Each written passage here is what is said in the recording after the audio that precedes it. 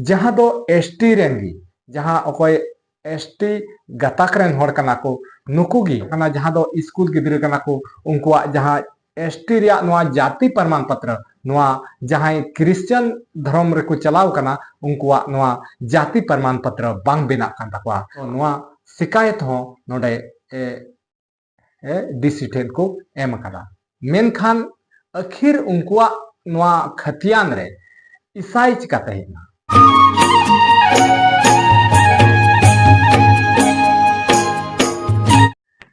जोहार सानाम को और आपे पे नेल कना नवा अंतर अक्सिरे और इन जाव लेका गिन सर सेटेरना आपे को समारे तिहिना नवा नवाना वीडियो रे तो सानाम नेल यकु नय इन दो पे नेल लाइन पूरे नाय नपाय गे मिनया और आपे लगिन हो निये नपाय आसिन दोह जंग कदा जे आपे हो नपाय बड़ागे मिना पिया और नोंका गी हमेशा नपाय बोन ताहेन बा तो सानाम नेल यकु तेहिन इन बड़ाय सुमना जहां दो अब पूरे पूरी बुन बड़ाय गया नितो जहां अडी आट मिटान खबर अडी ट्रेंडिंग रे मिना अडी आट नितो चर्चा रे विषय बनाव कना जहां दो सुप्रीम कोर्ट रे जजमेंट इदी कते जहां दो सुप्रीम कोर्ट रे जजमेंट इदी कते आपे पे बुझेव के गया जहां दो इन चेन इन रोड अचिए कना चे इन लई चे कना सुप्रीम कोर्ट रे जजमेंट दो कना जहां एसटी एससी इदी कते नवा अडी मारांग फैसलाय एम कना जहां दो नितो जहां गे ईसाई धर्म से मुस्लिम धर्म जहां को अपनार का उनको बाबत लगे जहां दो नवा बारिया धर्म जहां अपनार लेखान तो उनिया जहां नवा कैटेगरी कना जहां आरक्षण कना नवा दो उनी उना के बंचावा उना बाय नाम दाड़ेया नोंकाना जहां फैसला एम कना सुप्रीम कोर्ट खोय और नवा नवा नितो चर्चा रे विषय अडाट पड़ाव कना जहां दो नवा और नवा जहां मामला कना नवा दो आपे लहा वीडियो रहन बना चुके कदा जहां मामला नवा हेज लेना उना दो आंध्र प्रदेश से मामला कना जहां दो मिटान पास्टर मेन किया से पादरी मेन किया नई दो ईसाई धर्म में अपनार का और जहां नई दो एसटी दो बांग एससी गता करन होड़े ताहे कना और नई लहारे नई जहां ईसाई धर्म में अपनार का खातिर ते नई एससी रिया दर्जा बाय नामे कना और उनी जहां उनिया मामला कानतेया जहां दो हाई कोर्ट खोय सुप्रीम कोर्ट हबी चला कना एनते रहो नुई नुआ एससी रिया जहां लाभ कानतेया ना बाय नामे कना और सुप्रीम कोर्ट हो नुआ उनिया जहां मामला कानतेया उनिया केस कानतेया उनाई खारिज एतया और उनारे उना ओका एससी रिया अधिकार नाम लेक ताहे कानतेया उना बाय नामे कना जहां दो नुआ सुप्रीम कोर्ट रिया जजमेंट नुआ कना जहां दो जहां गी नुआ हिंदू सिख बौद्ध नुआ को पेने धर्म छोड़ करते जहां ईसाई से मुस्लिम धर्म में अपनारे कना तो उनी दो नुआ एससी रिया नुआ ओका दर्जा कानतेया उना दो चाबा कानतेया उनी दो नुआ रिया लाभ जहां आरक्षण रिया लाभ नुआ बाय नाम दाड़ेया तो और उन लगी उना ओका आरक्षण ताहन कानतेया उना दो स्वतः चाबा कानतेया जहां दो उनी नुआ ईसाई से मुस्लिम धर्म में अपनारे कना तो नुआ दो आपे सनाम हर पे बड़ाई गया और पे आंजम चुके का गया और नोंका कान गया नुआ सुप्रीम कोर्ट रे जजमेंट दो तो नुआ रे जहां अड़ी उत्तर हर आरहो एसटी रिया मामला कना ना नुआ रे अड़ी उत्तर तर्क को एमे कना एसटी रिया मामला रे नितो पूरे नुआ रे बखान चला कना नुआ रे अड़ी आट चर्चा चला कना सोशल मीडिया रे और अड़ी उत्तर अपना अपनिया नुआ एसटी बारेते नुआ ते अपन अपना राय को एमदा से अपन अपना तर्क को एम कना जहां दो नुकान आधान होड़ा तर्क नुआ कना जहां दो एससी रिया जहां फैसला है ना जहां दो कोई नुआकिन ईसाई से मुस्लिम धर्म जहां अपनारे कना उनको दो नुआ एससी रिया कैटेगरी से नुआ रे लाभ बाको न्यामा तो एसटी रिया हो निये कान गया जहां एसटी कनाय और उनी ईसाई धर्म से नुआ मुस्लिम धर्म में अपनारे कना तो नुई दो स्वतः उना एसटी कैटेगरी से उना रे आरक्षण रे लाभ कना उना दो बाय नाम दाड़ेया नुआ खोय दो उनी दो वंचितोआ नुंकाना होड़ होको तर्क होको एमोग कना आर साव सावते आरहों आधान होड़ा तर्क दो निये कना जो ओका सुप्रीम कोर्ट रिया जहां जजमेंट कना ओना दो एकेन एससी लगी मतो कना एससी और एसटी दो बिल्कुल अलग गया एससी दो उनको को हुयुग कना जहां दो ओकोय हिंदू धर्म रेन कना को जहां सिख धर्म रेन कना को जहां बौद्ध धर्म रेन नुकु धर्म रेन गी नो एससी कैटेगरी रेन दो को हुयुग कना आर ओना इयते उनको दो जहां एटाग गे एससी ओना हिंदू खन से बौद्ध से जैन खन जहांटा निये को धर्म खन उनी ईसाई या मुस्लिम धर्म में अपनारे कना तो नोआ एससी जहां उनी आरक्षण कना जहां कोटा कना ओना खय दो हमेशा उनिया दोय ओना खय दोय वंचितवा और ओना रे लाभ बाय नाम दाड़ेया तो और जहां एसटी कना नोआ रे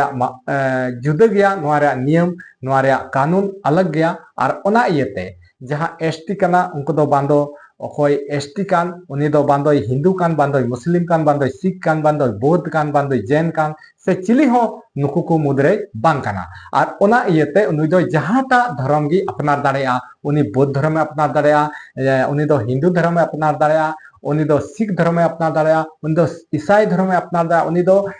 मुस्लिम धर्म में अपनार दाड़ेया एनते रेहो नुई दो नोआ ओका एसटी कैटेगरी कना ओका दो उनी आरक्षण रे जहां लाभ ए न्यामे कना नोआ दो बरकरार ताहेन ताय गया नोआ लाभ दोय न्याम गया नुंका हो अडी उतर नोआ होड़ा तर्क कना मेनखान नोआ को बारेते आबो दो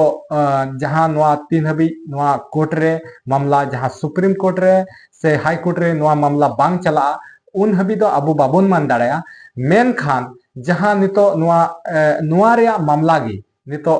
अडी आट खबर आंजमो कना पासना कना नितो धनबाद रे अडी मारांग खबर नोआ कना अडी मारांग खबर नोआ पासना कना जहां दो नोआ रे एकदम सेम जिनिस नोआ जहां एसटी रे नोआ जहां मामला कना नोआ एसटी रे मामला गे अडी मारांग धनबाद खय नोआ खबर हजू कना जहां दो एसटी रेंगी जहां ओकोय एसटी गताक रेन होड़ कना को नुकु गी जहां दो खबर बड़ायो कना जहां दो स्कूल गिद्रे कना को उनकुआ जहां एसटी रे नोआ जाति प्रमाण पत्र नोआ जहां क्रिश्चियन धर्म रे को चलाव कना उनकुआ नोआ जाति प्रमाण पत्र बांग बिना कान तकवा आर नोआ अडी आट नोआ मामला गंभीर कना आर नोआ खबर धनबाद जिला रेना जहां दो पूर्वी टुंडी प्रखंड खय नोआ खबर आंजमो कना जहां दो ईसाई धर्म को अपनार कदा और जहां दो एसटी कना को और जहां नोआ बड़ायो कना जहां दो 1932 रन खतियान धारी कना को एनते रहो नुको एसटी एरिया जहां जाति प्रमाण पत्र कना नोआ बांको न्यामे कना नोआ खबर आंजमो कना नोआ बड़ायो कना और जहां नोआ खबर आंजमो कना नोआ बड़ायो कना इन दो जहां आपेन लय पे कान नोय पेपर काटिंग नेलोक कान नोआ पेपर काटिंग होते तगी जहां बड़ायो कना जहां दो ईसाई होड़ कना को उनको जहां ईसाई रे चलाव कना ईसाई को कन्वर्ट कना उनको दो नोआ जाति प्रमाण पत्र नोआ बांग बिना कान तकवा और नोआ बखरा तगी जहां दो डीसी ठेन नोआ शिकायत को एम कदा जहां दो धनबाद जिला रेना पूर्वी टुंडी प्रखंड पंचायत दो रूपन और आतो दो गरवाडी खन और जहां दो नोआ शिकायत एम कदा ओकोय दो कुमारी विक्टोरिया मुर्मू नुये नोआ रे जहां दो शिकायत डीसी ठे एम कदा जहां दो आलेया नोआ जाति प्रमाण पत्र चेदा बांग बना कना आले दो हमेशा एसटी कनाले आदिवासी कनाले और आलेया 1932 रे खतियान हो मिना तालेया तो नोआ शिकायत हो नोडे डीसी ठेन को एम कदा तो नोआ रे मामला हालांकि नोआ टुंडी पूर्वी टुंडी प्रखंड रे अड़ी दिन खना गे मेना तो नोआ मामला रे पूर्वी टुंडी प्रखंड रेनी सीओ उका दो राकेश भूषण सिंह नोआ रे नुई हई लई कदा हालांकि राज्य सरकार जहां दो जाति प्रमाण पत्र बना लगी ते ओका दो धर्म आधार तेदो बाय मेन कदा मेनखान जहां नुकुआ खतियान कना नुआ खतियान रगी गलत दो मेना तकवा और ओना खातिर ते नुकुआ दो ओका जाति प्रमाण पत्र बांग बिना कान तकवा और गलत दो नोंडे मेना जहां दो बड़ायो कना आंजमो कना जहां नुआ नेलोगो कना जहां उनकुआ खतियान रे जाति ठे दो संथाल दो बनुआ जाति ठे दो ईसाई मिना और ओना खातिर ते नुकुआ जाति बांग बिना कान तकवा आदो आबो बुन कथाया जहां उनकुआ खतियान रे हालांकि 1932 रिया खतियान कान गया मेनखान आखिर उनकुआ नुआ खतियान रे ईसाई चिकाते हेना जरूर से जरूर नुकु आयमा दिन खोन अड़ी दिन खोन नुकु ईसाई धर्म को अपनार कदा और ओना इयते उनकुआ जहां मेता में 1932 खोय लाहा खोय नुकु ईसाई धर्म रे मिना को और ओना खातिर ते उनकुआ ओका खतियान कदा ओना रे ईसाई दर्ज मिना और ओना खातिर ते नितो उनकुआ नुआ जाति जहां दो नितो ओका कैटेगरी रिको हजू कना नुआ जाति बांग बिना कान तकवा और नुआ बारेते अड़ी उतर शिकायत को एम बड़ाव का मेनखान नुआ विषय रे नित हपी जहाना उनकाना कार्रवाई बांग हुई कना और नुआ रे विचार नित हबी बांग हुयुगो कना और तो नॉय नुआ ताही कना तिहिना नुआ खबर नुआ आपे आंजम चुके पिया बड़ा चुके पिया ओका दो धनबाद जिला रेना पूर्वी टुंडी प्रखंड खोना जहां नुआ खबर हे कना जहां दो जहां ईसाई कना को जहां ईसाई धर्म को अपनार कदा जहां खतियान रे ईसाई दर्ज मिना उनकुआ नुआ जाति बांग बिना तकवा